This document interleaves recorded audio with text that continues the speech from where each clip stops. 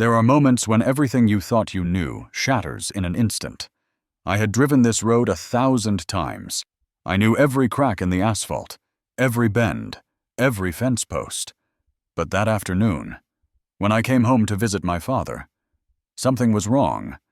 The gate that had always been open now had a barrier, a sign I had never seen before, a guard who looked at me like I was a stranger. And when I said this was my father's land, he told me I was trespassing on my own family's property. Comment below where you're watching from. Because what happened next changed everything I believed about home, about ownership, and about how far some people will go to take what isn't theirs. This is my story. The smell hit me first. Fresh paint and new asphalt, sharp and chemical, cutting through the familiar dust of the Texas hill country. I had been driving for 3 hours from Austin, with the windows down, letting the late afternoon heat wash over me like it always did on these visits. But as I turned onto the county road that led to my father's farm, the landscape shifted into something I didn't recognize. I slowed the car. Ahead, where there should have been nothing but open road and the old wooden gate my father built in 1988, there was now a metal barrier, electronic, new, and beside it, a small guard booth that had no business being there. My father had owned this land for nearly 40 years. He bought it in 1987 with every dollar he had saved working as a mechanic. No one had ever stood between me and that gate. Until now. I pulled up to the barrier and stopped. A man in a dark uniform stepped out of the booth, clipboard in hand. He was young, maybe mid-20s, with the practiced boredom of someone who had been trained to follow procedures without asking questions. His name tag said Kyle. He didn't smile. He didn't wave. He just stood there, waiting for me to roll down my window. When I did, he spoke before I could. "Good afternoon, sir. HOA access card, please." I stared at him. HOA, Homeowners Association. There had never been an HOA here. I told him he must be mistaken, that this was the White property, that I was Robert White's son. Kyle looked at his clipboard, then back at me. His expression didn't change. "Sir, according to our records, this area falls under the jurisdiction of Oak Ridge Estates HOA. If you're not on the authorized access list, I can't let you through." I kept my voice steady, though my hands tightened on the steering wheel. I asked him to check again, spelt out my name. Zachary White. The guard made a radio call, speaking in low tones I couldn't quite hear. A voice crackled back through the static. "No listing for that name. Access denied." Kyle turned to me with what might have been sympathy, or might have been nothing at all. "I'm sorry, sir. You'll need to contact the HOA office during business hours to resolve this." I tried calling my father. The phone rang and rang, then went to voicemail. I tried again. Same result. He always answered my calls. Always. The silence on the other end felt like a warning. I looked past the barrier. Down the road I had known my entire life. The farmhouse was there, maybe half a mile away, its silhouette familiar against the fading sky. But then I saw what they had done. The fence line to the east had moved, not by a few feet, by what looked like 200 feet, maybe more, cutting deep into the pasture where my father kept his horses. And the old dirt road, the one he loved because of the way red dust rose behind the truck in summer, was gone. Buried under fresh black asphalt that gleamed like an accusation. Someone had been busy. Someone had been making changes while my father sat alone in that house, not answering his phone. My stomach turned cold. This wasn't a bureaucratic mistake. This was deliberate. At the edge of the property line, a black SUV sat parked with tinted windows. I hadn't noticed it before. Now I couldn't look away. No one got out. No one moved. But I felt the weight of attention, the quiet patience of someone waiting to see what I would do next. I asked Kyle who had authorized this. Who had built the barrier, changed the road, moved the fence? He shrugged. HOA board decision. Sir, I just work the gate. I looked at the sign beside the barrier. White letters on a dark green background. Oak Ridge Estates, HOA. Authorized access only. Violators will be prosecuted. Prosecuted. I asked Kyle one more question. I asked him who was in charge. He glanced at his clipboard again. Ms. Jacqueline Patel. She's the board president. He said it like it was supposed to mean something, like I should know the name. I didn't. Not yet. But I would. I pulled my car to the side of the road, just past the barrier, and sat there as the sun dropped low, painting the sky in shades of orange and red. The SUV's engine started. Headlights flicked on, pointing directly at my car. A message. They knew I was still here. They wanted me to know they were watching. Comment below where you're watching from. Because what happened next changed everything I believed about home, about ownership, and about how far some people will go to take what isn't theirs. I thought about calling the police, but what would I say? That a security guard wouldn't let me visit my father. That was a sign claiming authority it didn't have. I had no proof. Not yet. But my father was in there, alone, not answering his phone, and someone had carved up his land while he was trapped inside. The SUV's headlights held steady on my mirrors. Whoever was inside was waiting for me to leave. I turned off my engine.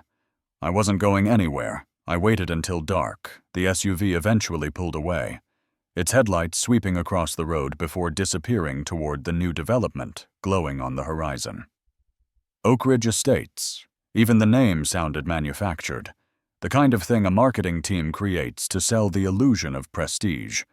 I got out of my car and walked along the fence line, away from the main gate, toward the south end of the property.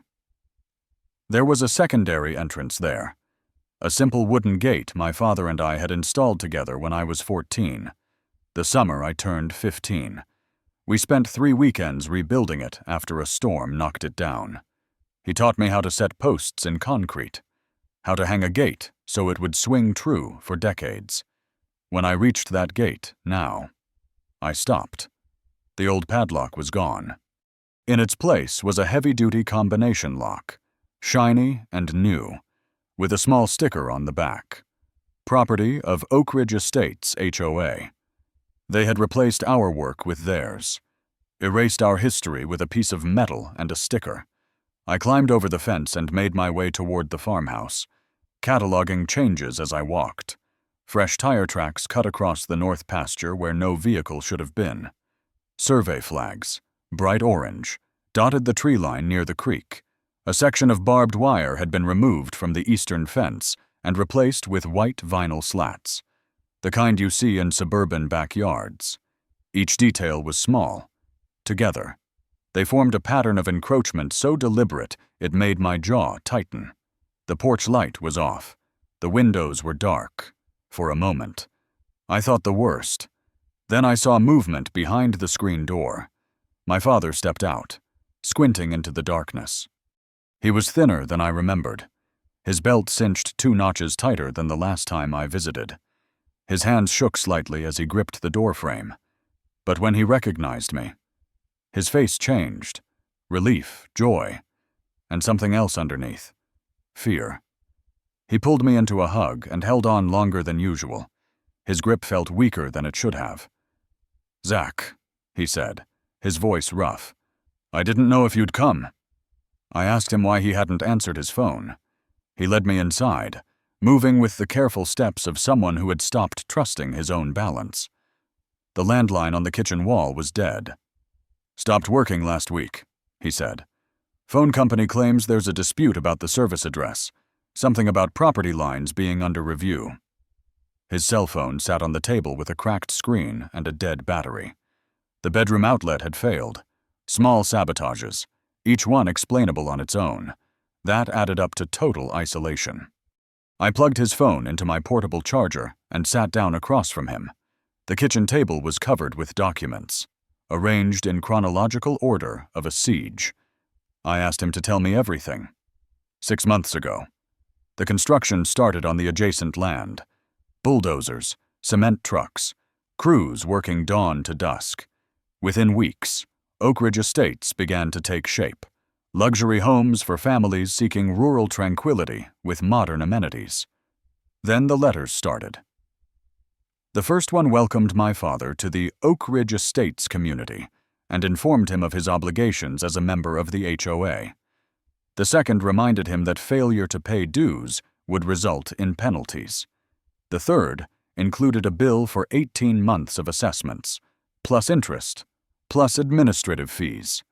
18 months, even though the development was only 6 months old.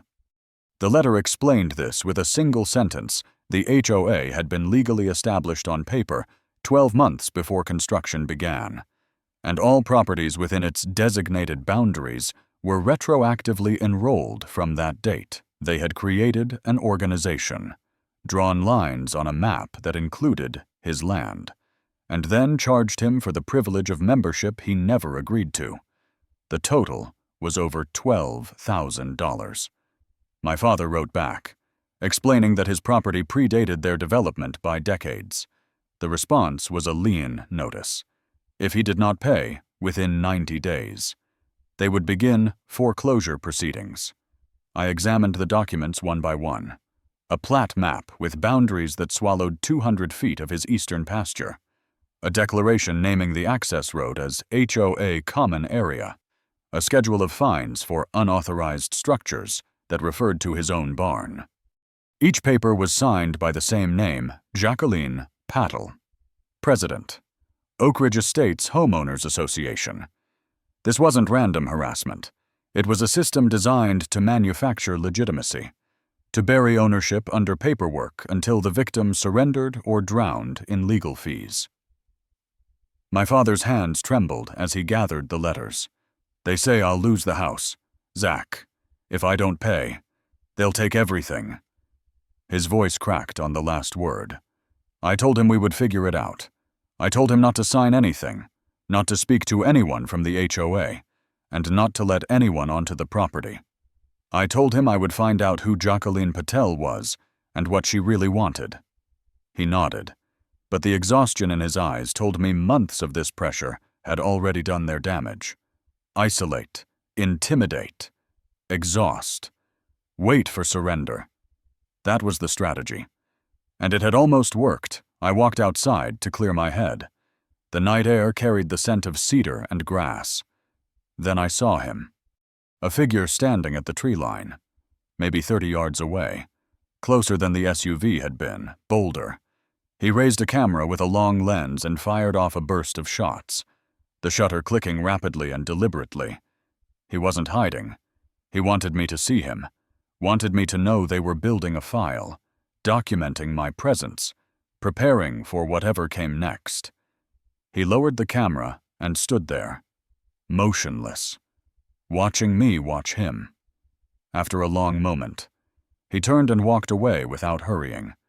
The message was clear. They owned this situation. They had the resources, the patience, the system on their side. I stood in the darkness, fists clenched at my sides. They were wrong. I was going to prove it. The next morning, I drove to the county seat. The courthouse was a limestone building from the 1920s, solid and worn, with the kind of permanence that made you believe records kept there would outlast the people who filed them. I parked on the square and walked inside, past the metal detectors and the board security guard, to the county clerk's office on the second floor. A woman behind the counter looked up from her computer. I told her I needed a certified copy of a property deed. She asked for the address and the owner's name. I gave her both. Robert White, 45 acres on County Road 12. She typed for a moment, then disappeared into a back room filled with filing cabinets that stretched from floor to ceiling. When she returned, she handed me a document in a protective sleeve. The deed was dated October 15th, 1987. My father's name in faded ink. Robert James White. Fee simple absolute. the strongest form of ownership American law recognizes. The boundaries referenced iron pins and stone markers placed nearly 4 decades ago, with the eastern line following a natural ridge. I asked about encumbrances. She found one entry from 3 months ago. A lion filed by Oak Ridge Estates HOA for unpaid assessments. I asked if there was any recorded covenant, any declaration of annexation, any signed agreement connecting my father's parcel to that HOA. She checked twice and shook her head. "There's nothing here," she said, "just the lien." I paid for certified copies of the deed and the most recent county survey from 2019, then walked out into the morning sun. The survey confirmed what I already knew. The boundaries matched the deed exactly. But now I needed to see what the HOA claimed, and more importantly, why they claimed it. My next stop was the HOA management office. It occupied a small storefront in a strip mall near the Oak Ridge Estates entrance, sandwiched between a nail salon and a tax preparation service. Inside, a receptionist sat behind a desk cluttered with brochures and complaint forms. I asked to speak with Jacqueline Patel. The receptionist smiled the way people smile when they've been trained to deflect. "Ms. Patel is very busy with community matters. If you have a concern, you can submit it in writing and someone will respond within 30 business days. 30 business days. Long enough for another round of fees, another threatening letter, another sleepless night for my father. I asked for the HOA's governing documents instead, the Declaration of Covenants, the plat map." She hesitated, then produced a glossy folder with the Oak Ridge Estates logo. I took it without thanking her, and left. In my car. I opened the folder and found what I was looking for. Their plat map. I held it next to the county survey and traced the boundary lines with my finger. The county showed my father's eastern edge along the ridge, exactly where it had always been. The HOA map showed their boundary cutting 200 feet west of that ridge, absorbing a strip of my father's pasture. But it wasn't just about the 200 feet. The access road to the farm, which had existed since 1953, was labeled Common Area HOA Jurisdiction. They weren't making errors. They were manufacturing a legal reality that didn't exist, creating documents designed to look official enough that no one would question them. The goal wasn't the 200 feet. The goal was control. Control of the access road meant they could block my father from his own property. Control of the narrative meant they could file liens, assess fines, and apply pressure until he broke. I drove back to the farm and drafted a certified letter. 3 demands. Provide the legal basis for claiming jurisdiction over property not included in the original development plat. Produce any document showing Robert White agreed to HOA membership. Remove the fraudulent lien within 30 days or face legal action. I mailed it that afternoon, keeping the receipt and tracking number. Then I knocked on the door of Eleanor Vance. She was 75 years old, a widow who had lived on her 20-acre parcel since 1970. She had known my father for decades, had brought casseroles when my mother passed, had watched me grow up from a distance the way rural neighbors do. She invited me in for iced tea and listened while I explained what was happening. When I finished, she nodded slowly, unsurprised. "You're not the first," she said, "and your father won't be the last." She told me about Horizon Development Group, the company behind Oak Ridge Estates. They had bought up agricultural land for years, paying fair prices when owners were willing, applying pressure when they weren't. The HOA wasn't a community organization. It was a tool. Every board member had ties to Horizon. The president, Jacqueline Patel, was more than just a volunteer. Mrs. Vance didn't know exactly what her role was, but she knew Patel attended meetings at Horizon's Dallas office. Knew she drove a car with a Horizon parking sticker on the windshield. 3 families have already sold, Mrs. Vance said. The Hendersons, the Murillos, the old Patterson place. All of them got the same treatment your father's getting. Letters, liens, fines for things that don't make sense. After a while, they just gave up, sold for less than the land was worth, just to make it stop. Something cold settled in my stomach. 3 families, the same playbook, repeated until it worked. This wasn't desperation or incompetence. It was a system, refined through practice, designed to break people who didn't have the resources to fight back. Mrs. Vance leaned closer, her voice dropping. Your father's land is the key to everything. It sits right between the 2 parcels Horizon already owns, the only corridor wide enough for the main road into Phase 2. Without it, they can't connect the development to the highway. They're planning 300 homes, a clubhouse, a golf course. But none of it works unless they own that 45 acres. I asked her why she hadn't sold. She smiled, but there was iron behind it.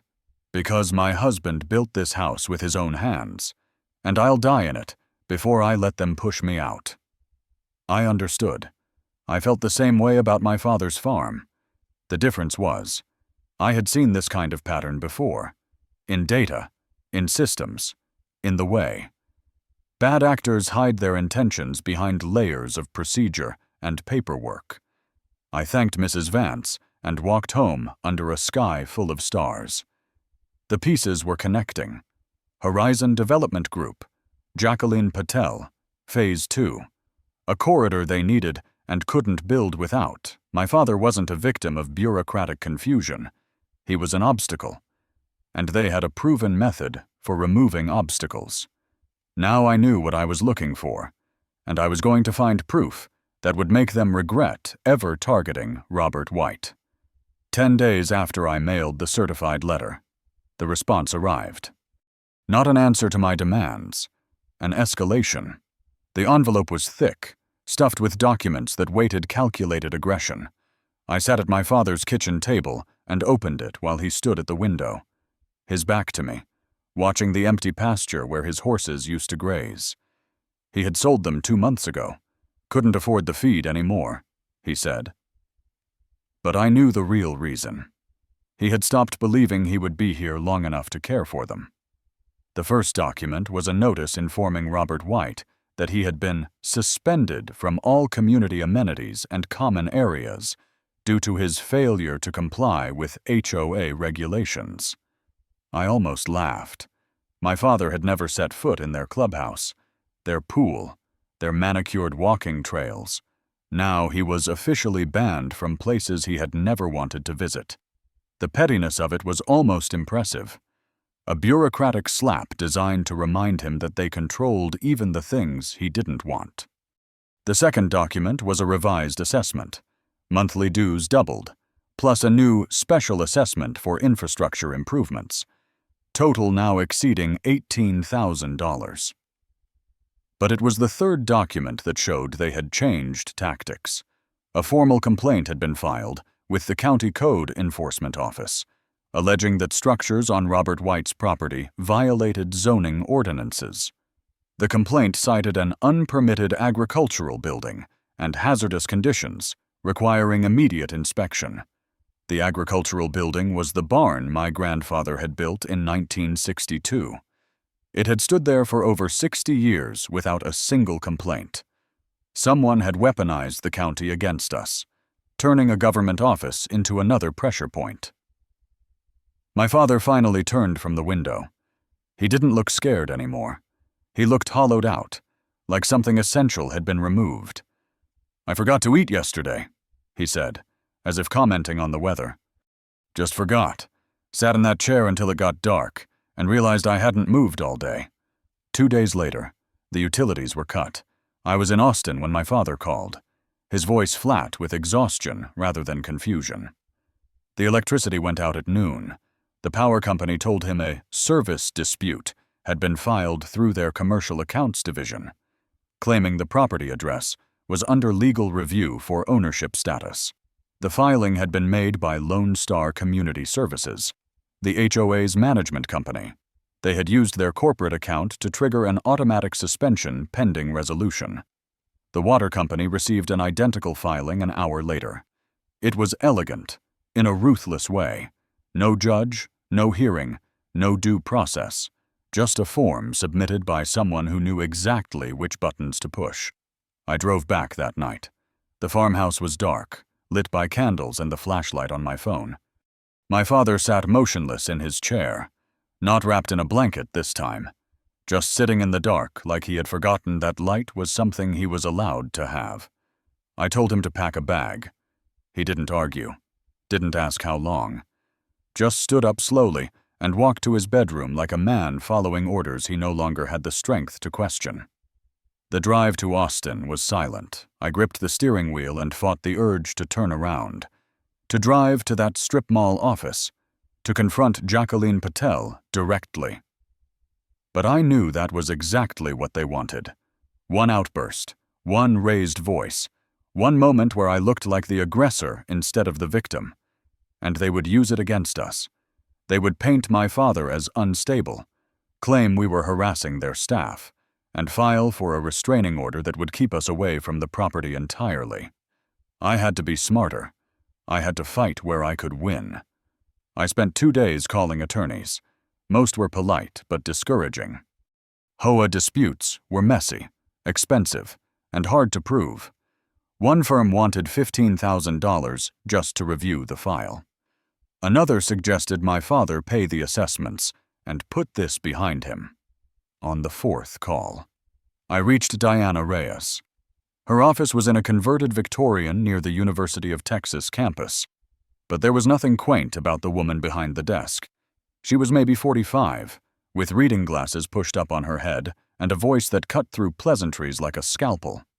"Tell me the facts," she said before I finished introducing myself. "Just the facts. No feelings, no backstory, no theories. Facts first." I had brought everything organized in a single folder. She took it, flipped through the pages with practiced speed, and held up one hand when I tried to explain, for 15 minutes. She read in silence, occasionally making notes in a shorthand I couldn't decipher. When she finished, she set down her pen and looked at me directly. "The lien is void. No covenant on record, no signed agreement, no legitimate annexation. Filing it was either incompetent or fraudulent. And based on this timeline, I'm betting fraudulent." She pulled out the HOA plat map and placed it next to the county survey. "This boundary discrepancy isn't an accident. Someone redrew these lines, knowing they were false. That's slander of title. The utility shutdown, filed through the management company's commercial account, is tortious interference. The code enforcement complaint is harassment by proxy." She looked up, and her eyes were sharp. "What I need is intent. I need to prove someone made a deliberate decision to target your father, knowing the claims were baseless. Without that, we're fighting paperwork with paperwork, and they have more resources for that war than you do." I told her about Horizon Development Group. Phase 2, the 3 families who had sold under identical pressure. Jacqueline Patel's connection to the Dallas office. Diana didn't nod sympathetically, as Mrs. Vance had. She wrote it down in quick, efficient strokes, then immediately started strategizing. "I'll file open records requests tonight. Corporate filings, HOA meeting minutes, anything that ties Patel to Horizon financially. If she has an undisclosed conflict of interest, we don't just have a defense, we have a counterattack." She stood and extended her hand. The meeting clearly over. "This will get worse before it gets better. They're going to escalate because that's what's worked before. Your job is to keep your father stable and keep yourself from doing anything stupid.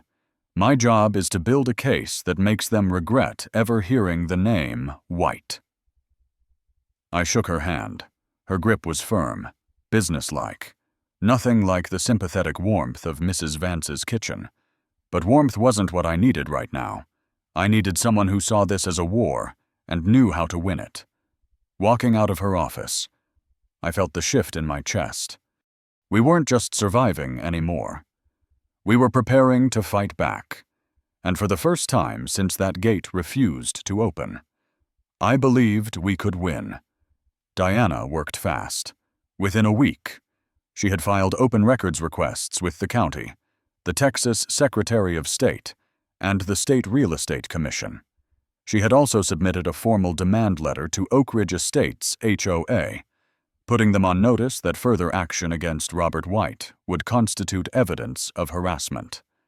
The letter bought us time. But time wasn't what we needed most. We needed proof of intent. We needed to show that Jacqueline Patel knew exactly what she was doing when she signed those liens and filed those complaints. The first breakthrough came on a Tuesday afternoon. Diana called while I was at work. "Get here now," she said. No pleasantries, no explanation, just an address and a dial tone. When I arrived, she was standing at her desk, not sitting, with a single document in her hand. "Horizon Development Group," she said. "Corporate registration with the Secretary of State. Officers and directors." She handed it to me and pointed to one line. "Jacqueline Patel, Managing Partner." I looked up.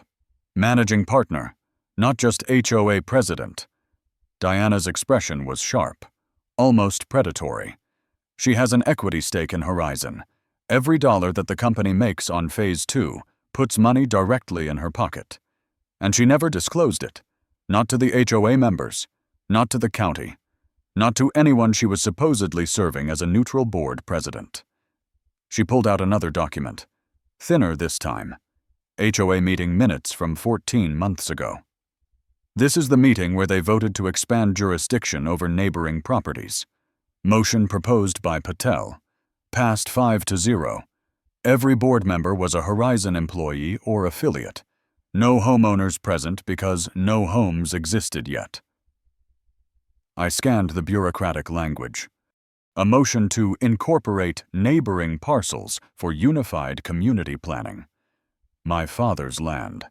Absorbed into their authority with a single vote. "Here's what matters," Diana said, her voice cutting through my thoughts.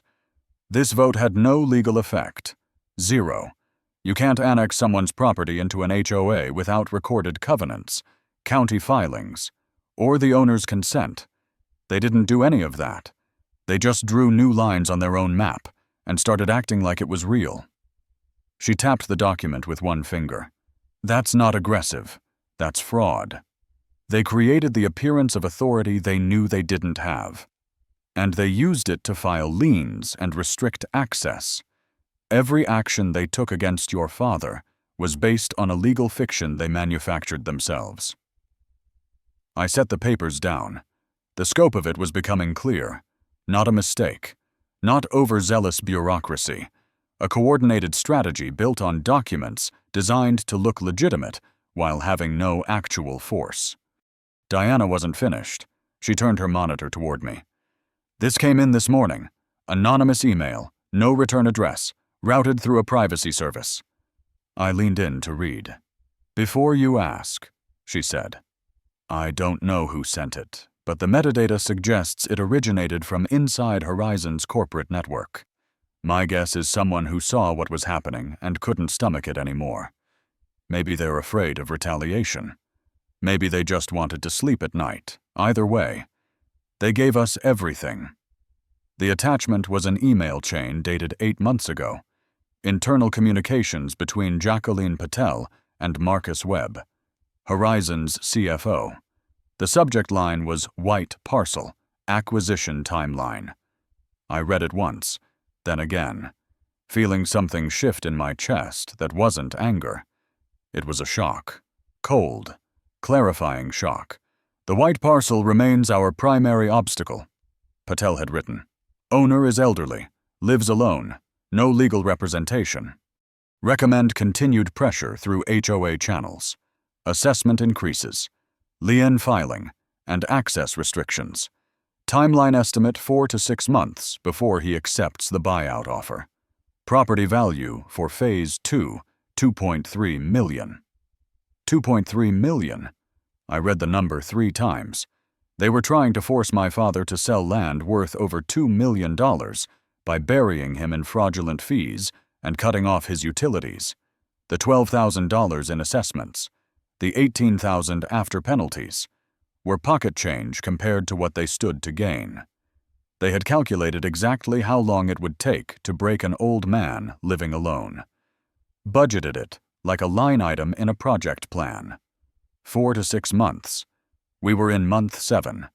He had lasted longer than they expected, but barely. "This is premeditation," Diana said. "This is a conspiracy to defraud, documented in their own words. Patel didn't just fail to disclose her conflict of interest. She actively used her position to target a specific property for personal financial gain." She leaned forward, her eyes locked on mine. "I've seen a lot of HOA abuse cases.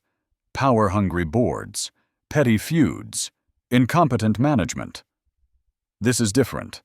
This is a real estate company using a homeowners association as a weapon, systematically pressuring landowners to sell below market value. Your father isn't their first victim. He's just the first one with enough evidence to fight back."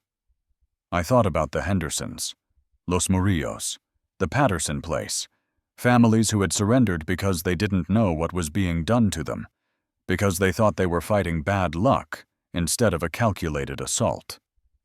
"What are our options?" I asked. Diana stood and walked to her window, looking out at the street below. When she turned back, her voice was precise, clinical, laying out strategy like a general planning a campaign. "Option 1, civil lawsuit.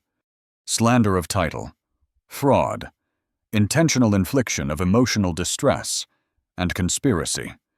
We'd probably win. Damages, injunction, and legal fees recovered. Your father gets his land back and compensation for what they put him through." She paused. "Option 2. We add a criminal referral to the district attorney. With this email, we have evidence of wire fraud, filing false liens, and conspiracy to commit theft by deception. If the DA picks it up, Patel could face felony charges, prison time. Horizon could face sanctions that freeze its entire development." She crossed her arms. "Option 2 is harder, longer, more public, but it doesn't just save your father. It stops them from doing this to anyone else." I called my father that evening. I explained what we had found, what the email revealed, and what it would mean to pursue criminal charges. I told him the fight would get harder, more public, more exhausting. The line was silent for a long moment. When he spoke, his voice was steadier than I had heard it in months. "They put a price on my land," he said slowly. "They looked at everything I built and decided it was worth $2.3 million to them. But they thought they could take it for nothing. They thought I'd just give up." Another pause. "I want them to answer for that, not just to me. To everyone they did this to." I told Diana the next morning. She nodded once, already reaching for her phone.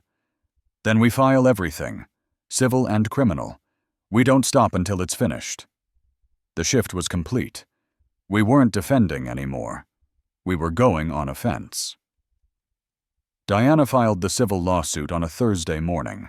The complaint named 3 defendants: Oak Ridge Estates Homeowners Association, Horizon Development Group, and Jacqueline Patel individually. 6 causes of action spanning 4 pages, each supported by exhibits that traced the scheme from inception to execution. That afternoon, she sent a separate package to the county district attorney with a cover letter requesting urgent review and a formal petition to preserve HOA records. "If they think we're coming," she explained, "the first thing they'll do is shred everything that isn't already public. The DA can issue a preservation order within 24 hours if there's evidence of potential destruction." It was a chess move I hadn't anticipated. Diana was thinking 3 steps ahead, blocking escape routes before Patel even knew she was cornered. "Now we wait," she said, "and we watch how they react." The reaction came within 48 hours. Residents of Oak Ridge Estates received notices of a special community meeting, citing important HOA matters requiring member input. The timing was unmistakable. Word of the lawsuit had spread through the neighborhood like a brush fire, and homeowners who had never questioned their monthly dues were suddenly demanding answers. The meeting was scheduled for Tuesday evening at the community center, a sprawling building with floor-to-ceiling windows and landscaping that screamed new money. Diana called me that morning. "We're going. If Patel tries to control the narrative, we make sure the residents hear the truth." I picked up my father on the way. He had insisted on coming, and I didn't argue. But as he climbed into my car, I noticed something different.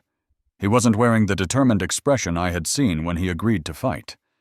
He looked almost peaceful, like a man who had already made his peace with whatever happened next. "I'm not scared of her," he said quietly. "I was scared of losing. Now I just want to see her face when she realizes she already lost." We arrived 15 minutes early. The parking lot was filling fast, residents walking toward the entrance in clusters of 2 and 3, their body language tense with curiosity. Inside, rows of folding chairs faced a long table at the front. A projection screen displayed the Oak Ridge Estates logo. Diana was already there, standing near the back with a leather briefcase. She had saved us seats near the center aisle. By 7 o'clock, nearly 80 people filled the room, with more lining the walls. Mrs. Vance had slipped in quietly near the exit, her arms crossed, watching. The board members entered through a side door at 7:15. 4 of them took seats without making eye contact with anyone. Jacqueline Patel entered last. She was younger than I had imagined, early 40s, with the polished appearance of someone who invested heavily in looking effortlessly professional. Cream blazer, leather portfolio, composed expression. She took the center seat and adjusted the microphone. "Good evening. Thank you for coming on short notice. I know there's been confusion regarding legal matters involving the HOA. I want to assure you these matters are being handled by our attorneys and pose no risk to homeowners or property values." A man in the 3rd row stood without waiting to be recognized. "What legal matters?" "Nobody told us anything." An older woman behind him added, "I saw something on the news about fraudulent liens. Is that us?" Patel's smile tightened almost imperceptibly. "As I said, these are pending issues I'm not at liberty to discuss. The board has acted in full compliance with our governing documents." She moved to shuffle papers on the table, a signal that the topic was closed. Diana stood. The movement was unhurried, deliberate, commanding attention without demanding it. "Ms. Patel, my name is Diana Reyes. I represent Robert White, whose property your organization has been targeting for 14 months. The room didn't erupt. It went still. 80 people holding their breath at once. Patel's composure held, but her hand stopped moving. "Ms. Reyes, this isn't the appropriate forum. These homeowners pay dues to this organization," Diana said, her voice level. "They deserve to know that those dues funded a campaign to force an elderly man off land he's owned for nearly 40 years, and they deserve to know why." She didn't reach for documents, didn't shuffle papers. She simply spoke, her words landing as stones dropped into still water.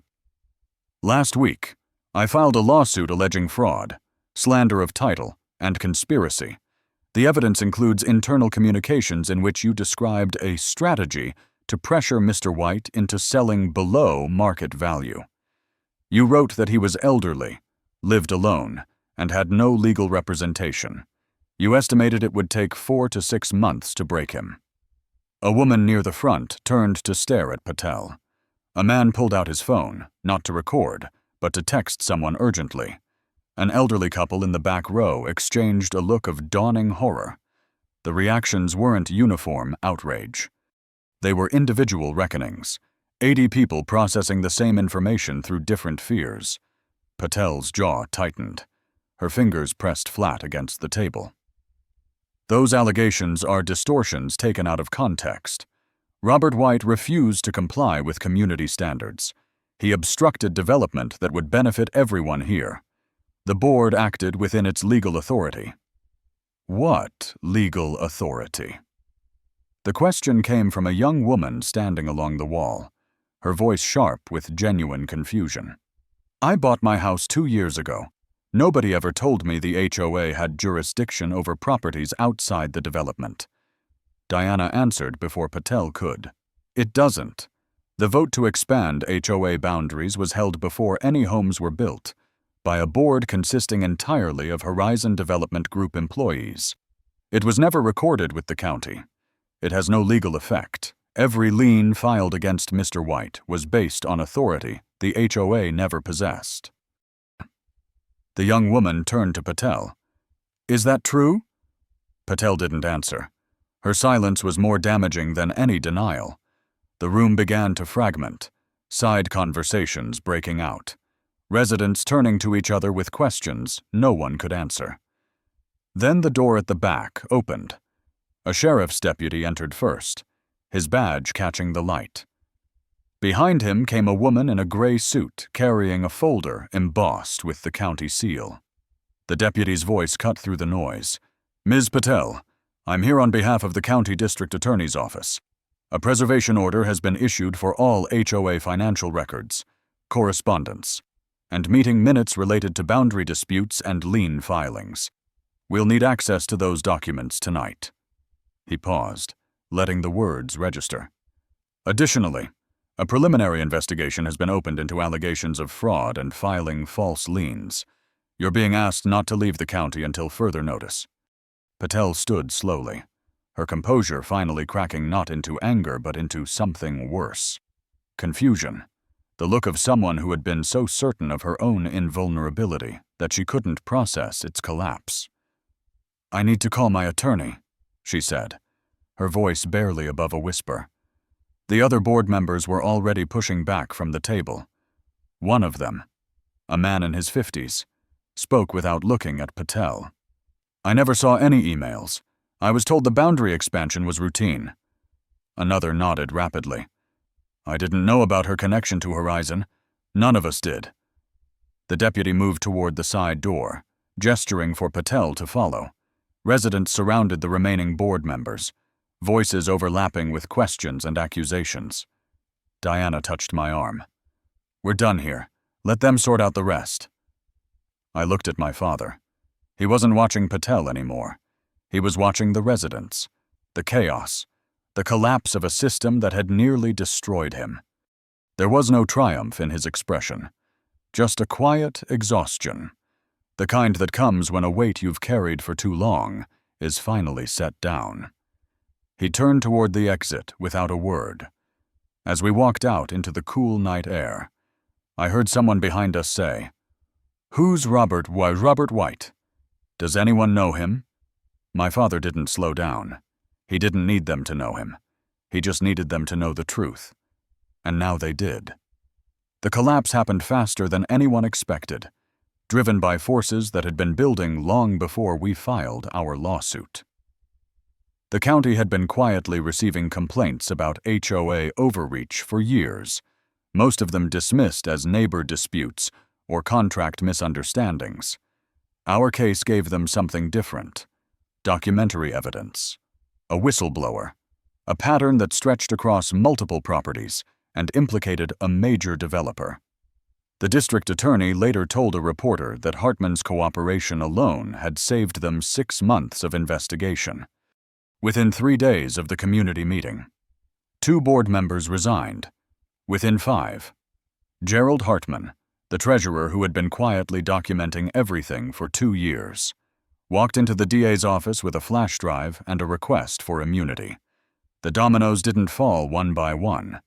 They fell in clusters, each revelation triggering the next, until the structure that had seemed so solid simply ceased to exist. Hartman's records painted a picture far uglier than what my father had endured. Over 3 years, Jacqueline Patel had run identical campaigns against 4 other landowners. The playbook never varied. Fabricated claims, escalating pressure, and relentless harassment until the target surrendered.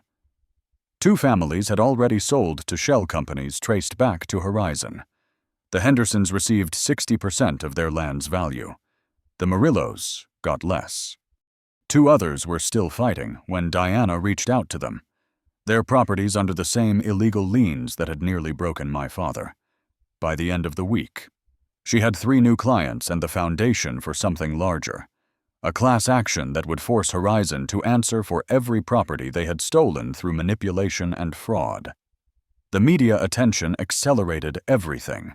A local news investigation ran a 3-part series on HOA abuse in the county, using our case as the centerpiece.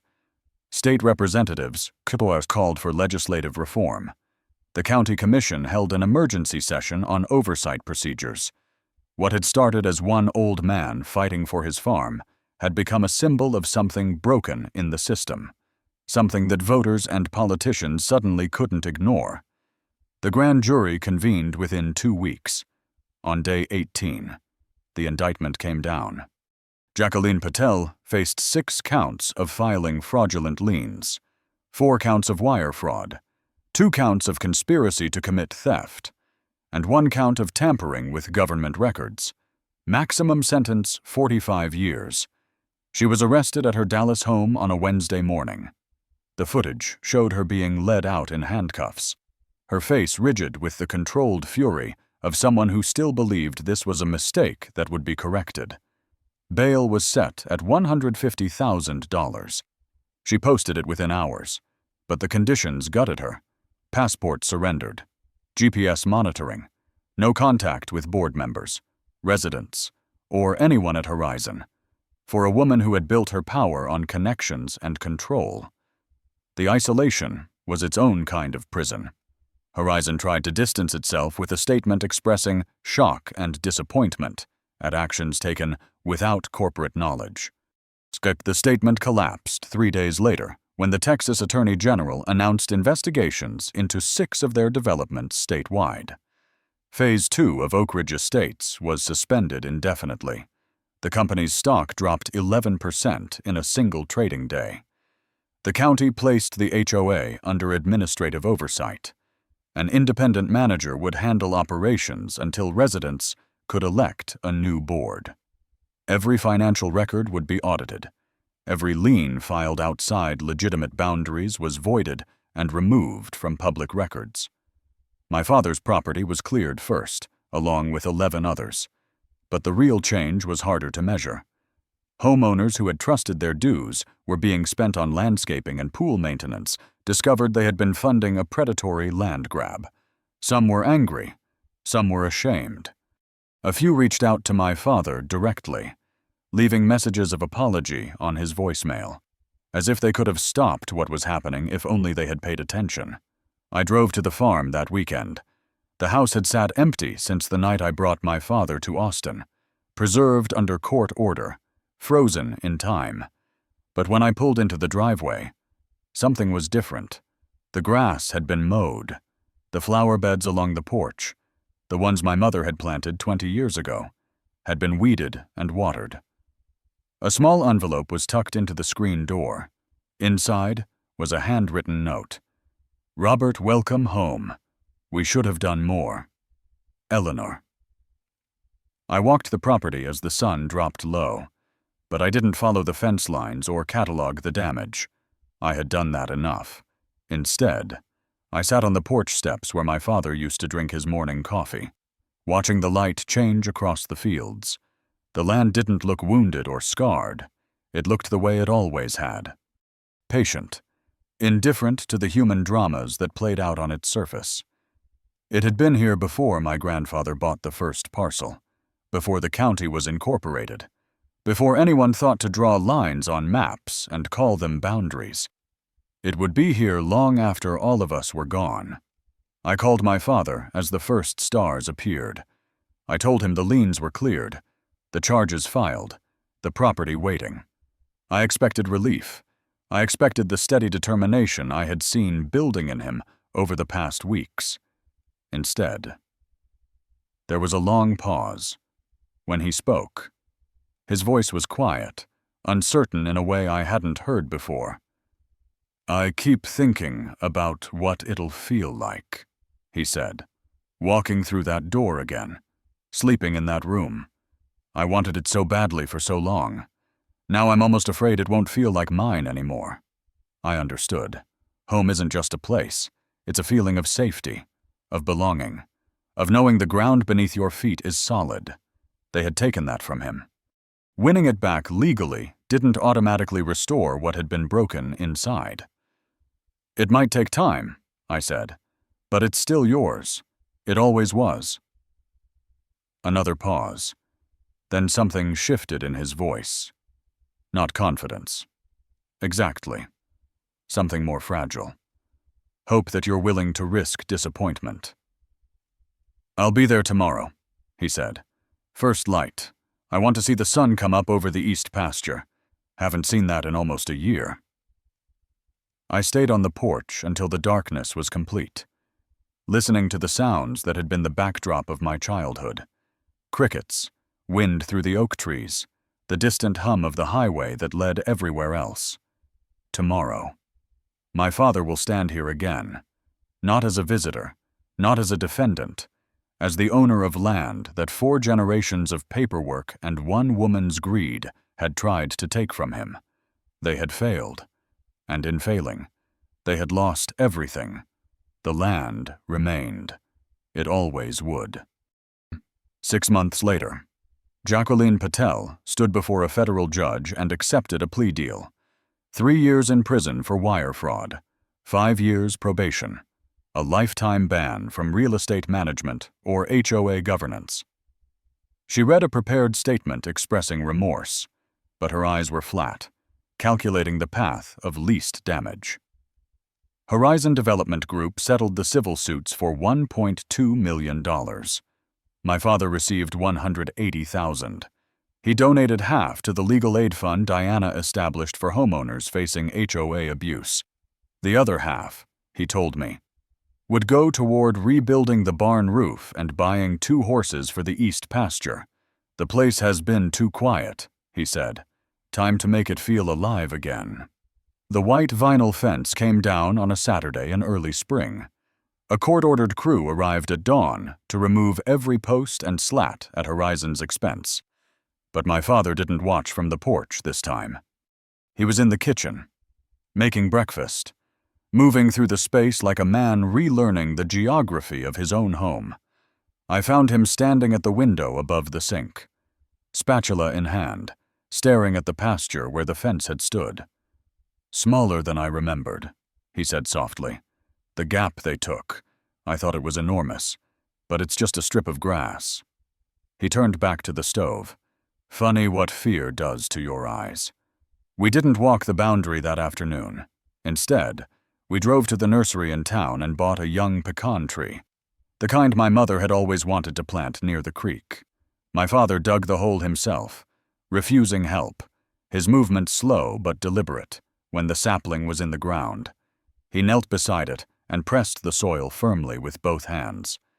He stayed there for a long moment, not speaking, not praying, just breathing.